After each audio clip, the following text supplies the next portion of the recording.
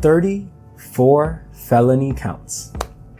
After 7 long weeks and 22 witnesses took the stand to testify in the infamous hush money trial, our former president, Donald Trump, was charged with a whopping 34 felony counts.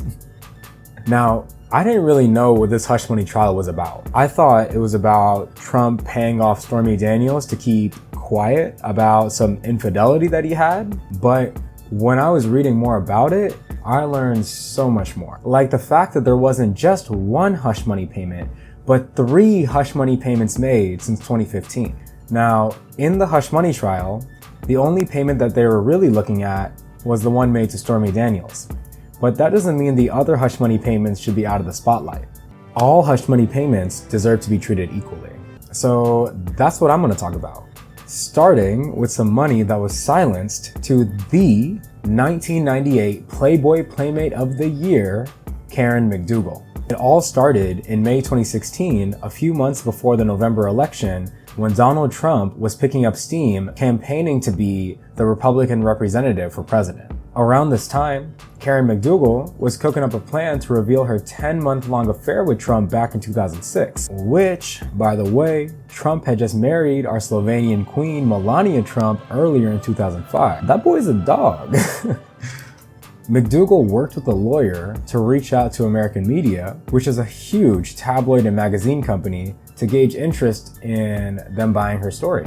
What she didn't know was that the CEO of American media, a guy named David Pecker, had made a deal with Donald Trump earlier in 2015. See, Pecker is a huge Trump dick rider, and he promised Trump that he would publish positive stories about him and negative stories about his political adversaries. And if any negative stories from women came to American media's attention, Pecker would automatically notify Trump's lawyer, Michael Cohen.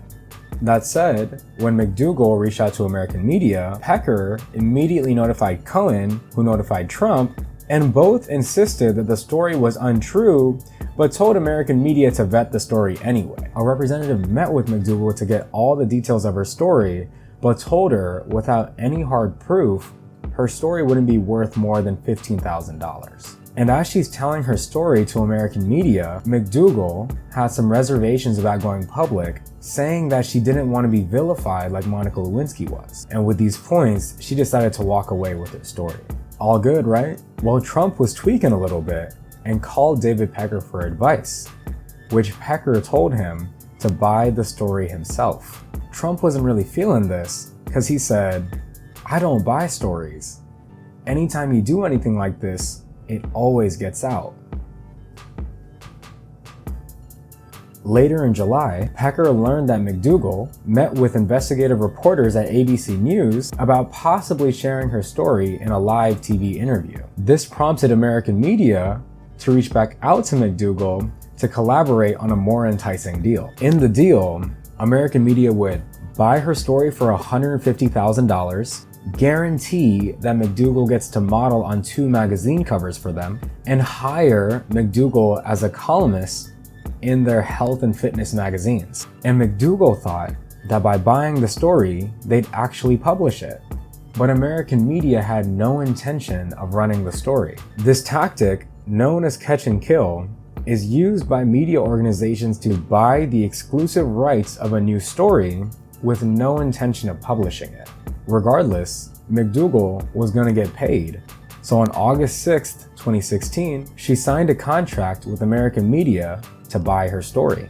Michael Cohen promised David Pecker that Trump would reimburse them for the $150,000 they just spent. But after a few months of working on a reimbursement plan, David Pecker's legal team advised not to take the reimbursement in fear that it would violate campaign finance laws. So American media bodied the $150K, which is an important detail for the Stormy Daniels case.